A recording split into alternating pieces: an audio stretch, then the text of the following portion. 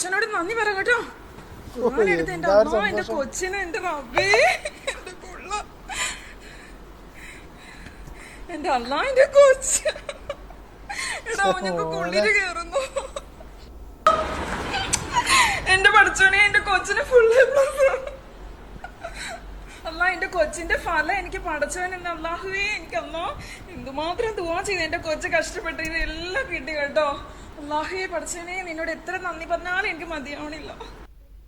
Hi, ഇത് മകന് full A+ കിട്ടിയിട്ട് ഉമ്മാന്റെ ഒരു സന്തോഷാണിത്.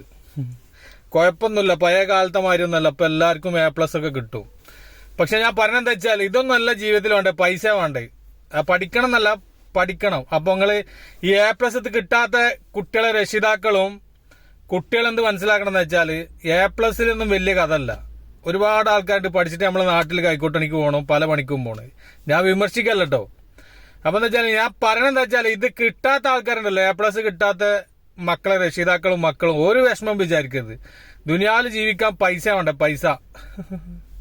നിങ്ങൾ പഠിക്കണമെന്നല്ല, പഠിച്ചോളി, പഠിച്ചിട്ട് നല്ല ജോലിയൊക്കെ കിട്ടണം. പക്ഷെ അത് കിട്ടാത്ത കുട്ടികളോട് നിരാശപ്പെടും ചെയ്യണ്ട. രക്ഷിതാക്കളും നിരാശ ഒന്നും വേണ്ട. മക്കൾ ഏത് കോലത്തിലാകല് എന്നൊക്കെ അള്ള തീരുമാനിക്കണ. അപ്പൊ അതുകൊണ്ട് ആരും വിഷമിപ്പിക്കൊന്നും വേണ്ട. എന്താ വെച്ചാൽ ഈ ഉമ്മ സന്തോഷിക്കട്ടെ, അത് ഉമ്മന്റെ മകന് പഠിച്ച് കിട്ടിയത്, അതുകൊണ്ട് ഉമ്മ സന്തോഷിക്കട്ടെ. അപ്പൊ ഇത് കിട്ടാത്ത ആൾക്കാരുണ്ടല്ലോ, ഒരിക്കലും വിഷമിക്കരുത്. ഇതൊന്നല്ല ജീവിതം, ഇനിയും വരാൻ ഒരുപാട് ജീവിക്കാണ്ട്. നിങ്ങൾക്ക് ചെറിയ മക്കളാ. അപ്പൊ എല്ലാവരുടെ സ്നേഹം മാത്രം. ഒന്നും കിട്ടാത്ത മക്കളുണ്ടല്ലോ, ഒരു വിഷമം വിചാരിക്കണ്ട. ഓക്കെ, ഞാൻ എന്താ വെച്ചാല് A+ കിട്ടിയ രക്ഷിതാക്കൾ സന്തോഷിക്കണം. മറ്റുള്ളവർ എന്താ നിങ്ങൾ സന്തോഷിച്ചോളി. നിങ്ങളെ മക്കള് ഭാവിയിൽ എന്താവുന്ന അല്ലേ തീരുമാനിക്കുള്ളൂ. അപ്പൊ എല്ലാവരുടെ സ്നേഹം മാത്രം. അല്ല പിന്നെ